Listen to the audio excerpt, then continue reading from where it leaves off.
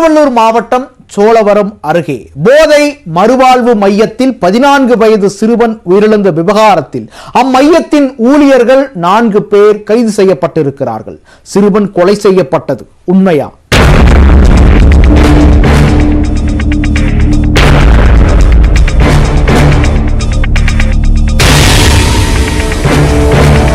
போதை மறுவாழ்வு மையத்திற்கு சிகிச்சைக்கு சென்ற சிறுவன் அடித்துக் கொல்லப்பட்டது அம்பலமாகியுள்ளது. சிறுவன் உயிரிழப்பின் பகீர் பின்னணி என்ன? திருவள்ளூர் மாவட்டம் மெதிப்பாளையம் கிராமம் முத்தாரம்மன் கோவில் தெருவைச் சேர்ந்த தம்பதியர் ராஜேஷ், அகிலா. இவர்களது மகன் 14 வயதான மனோஜ்குமார். இவர் தலையாரிபாளையம் பகுதியில் உள்ள அரசு பள்ளியில் 7ஆம் வகுப்பு படித்து வந்தார். இந்நிலையில் மாணவர் பள்ளிக்கு செல்லாமல் ஊர் சுற்றி வந்துள்ளார். தகாத தொடர்பால் பல்வேறு கெட்ட பழக்கங்களுக்கு ஆளாகியுள்ளார்.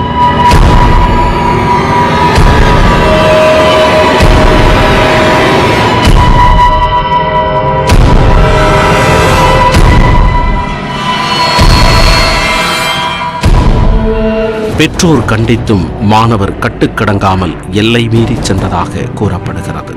இதனால் மன வருத்தமடைந்த மாணவரின் தாய் அவரின் எதிர்காலம் கருதி சோழவரம் அடுத்த அழிஞ்சிவாக்கம் பகுதியில் உள்ள போதை மறுவாழ்வு மையத்தில் கடந்த ஜனவரி 21ஆம் தேதி தனது மகனை சேர்த்துள்ளார். கடந்த செவ்வாய்க்கிழமை இரவு கழிவறைக்கு சென்றபோது மாணவர் மயக்கம் போட்டு விழுந்ததாக கூறப்படுகிறது.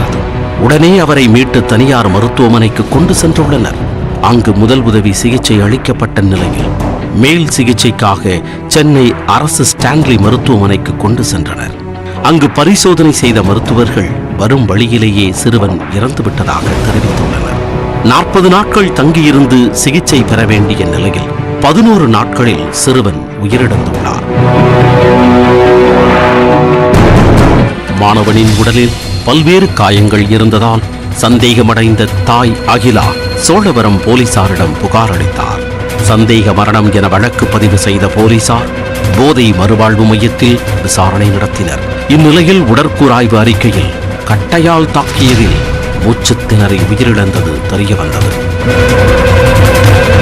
போதை மறுவாழ்வு மையத்தினரிடம் போலீசார் நடத்திய கிடுக்குப்பிடி விசாரணையில் கழிவறையில் வைத்து சிறுவனை கட்டையால் தாக்கியது அம்பலமானது. வலி தாங்க முடியாத மாணவர் வாந்தி எடுத்துள்ளார். பின் மூச்சு திணறல் ஏற்பட்டு உயிரிழந்தது அம்பலமானது. இதனையடுத்து போதை மறுவாழ்வு மைய உரிமையாளர் விஜயகுமார், ஊழியர்கள் யுவராஜ், டெல்லி பாபு, ஜீவிதன் ஆகிய 4 பேரை போலீசார் கைது செய்தனர். இதேபோல் பல்வேறு போதை மறுவாழ்வு மையங்கள் முறையான அனுமதி பெற்றும் பெறாமலும் நடந்து வருவதாக கூறப்படுகிறது. சிகிச்சைக்கு செல்பவர்கள் பல்வேறு சித்திரவதைகளுக்கு ஆளாக்கப்படுவதாகவும் கூறப்படுகிறது. போதை மறுவாழ்வு மையங்கள் குறித்து முறையான கணக்கெடுத்து அத்துமீறல்கள் நடைபெறுகிறதா என்பதை அரசு கண்காணிக்க வேண்டுமென பல்வேறு தரப்பினரும் கோரிக்கை விடுத்துள்ளனர்.